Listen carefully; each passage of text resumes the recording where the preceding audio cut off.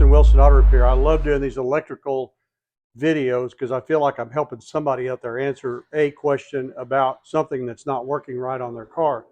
Yesterday I got a call from a guy wanting to know about how to check his gas tank, sending unit, and gas gauge because I think he put a new gas gauge in and it didn't work well and he didn't know how to figure it out from there. So here's some tips on how to do this so you'll have a better understanding of how this all works.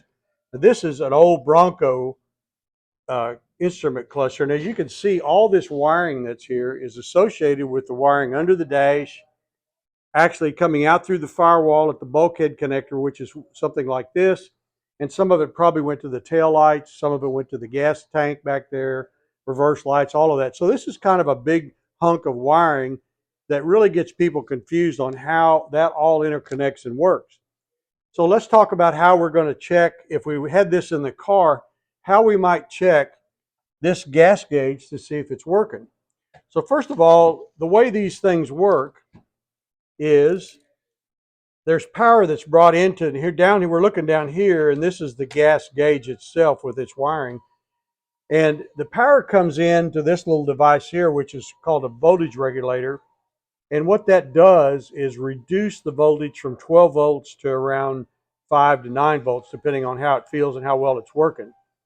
And then it comes back out of there and it goes to all the other gauges and sends power to the gauge.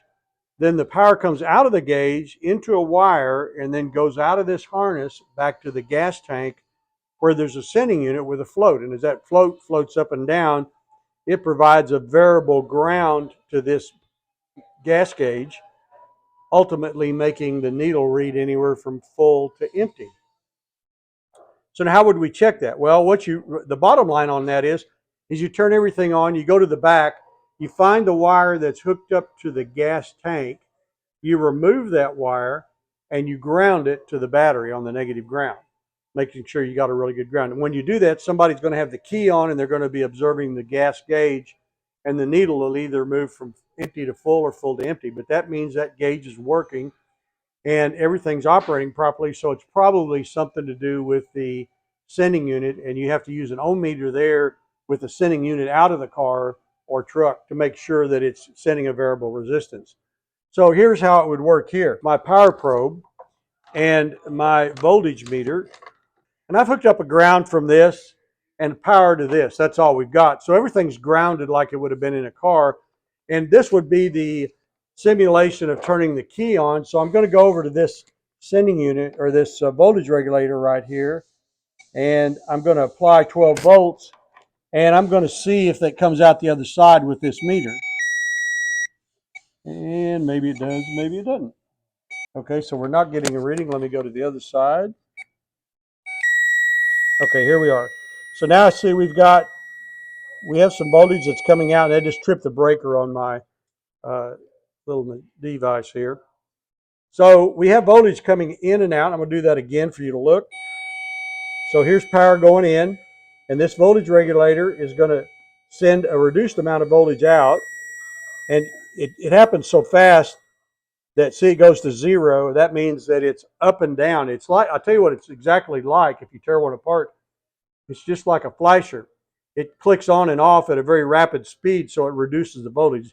Now there's an electronic version of this that doesn't do that, that actually has a different way of going about doing that. But that's what it does. It sends 12 volts in, a reduced voltage out, and it ends up over here at the gauges, this one being the gas gauge right down here on the bottom left. And when you apply power, like we were going to do there, to that side where that power comes out, I'm going to show you, if you watch right here, we're simulating the fact that the key's on, and we're back in the back, and we've grounded that wire, and we want to see if this gas gauge is going to work. And so we ground the wire, apply power. You see the needle moved right there. I hope you can see that right here. I got a little piece of something that's in there blocking that. But that's what happens. So that's what you're going to see if you're checking your gas gauge on your car. You turn on the key, you go back to the back, you pull the wire off. Don't cut it. Just pull it off. Make sure it's not connected to the tank. Ground it back to the battery, and then watch to see if the needle moves. If it moves like that, then you know that the gas gauge is working. So you either got a problem with the sender or you got a problem with this unit right here. And the way you have to check that is make sure that there's actually voltage going in on one side of the fuel gauge and voltage coming back out. If there's not, then you need to go to this unit right here, which is the voltage regulator, and replace it. And at the same time, you need to make sure that the power wire coming off of that right here has voltage on it to go into this to come out of that. So it's kind of complicated, but on the other hand, it's really pretty easy if you just understand that part of it. So that's how you check all these gauges. The same way you go out on the temperature gauge, you'd find the wire that attaches to the sender on the engine around the thermostat.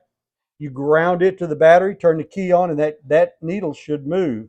Same way on oil. You go down to the oil pressure sender on the side of the motor on a 302. You turn on the key, you ground the wire after you've disconnected it, and that should move. If it does, we're in really good shape. This is the amp meter. It doesn't work that way, so we're not going to talk about that today. Now, what if you don't have any power going in there? Most likely it's going to have something to do with the power that comes out of the fuse box. This little old dinky fuel box is what, or fuse panel, excuse me, is what supplies power to most of the stuff on this car, like the instrument cluster. And you come over here and you can identify by looking on these, and I can't read these very well, but you can get out a, let me see if I can make that work with a white ink pen here where we can see it. It used to identify these. There's the Ford Motor Company sign. I can't read that upside down, but you can see there's something here to read. And so you can see that each one of these has a little embossed area there that tells what this goes to. The better way to do this is get your manual out, because it'll show the fuse panel, and it'll also show what each fuse goes to that's on the fuse panel. So let's say we're looking at this and we don't want to do that. We just want to check this. Then we just need to pop that fuse out. And those are a little bit difficult to get, but you can see I popped it out with a screwdriver. And I'm going to see if this will show up. But there's a metal strip in there. And I bet maybe that'll show up. That metal strip has to be continuous. If it's burned in two, it's not there, then that fuse has popped. So put a fuse in there and try it again. The other thing that's probably equally as important is that the connections on these over time have gotten absolutely corroded, and they don't connect very well between the two fuses. So you need to take something like a screwdriver like this or some emery cloth or something and clean these connections up so that you get power across. That's a big problem with these older fuse boxes. You can see how old and dirty this one is, and if there's not something working, that's the first thing I check, is to make sure there are connections across there. So that should be helpful for you. That's some of the things that you're going to find in this wiring harness. We'll talk about more later. I'm Barry Wilson with Wilson Auto Repair. I hope this helps you understand how to check something onto the dash of your car.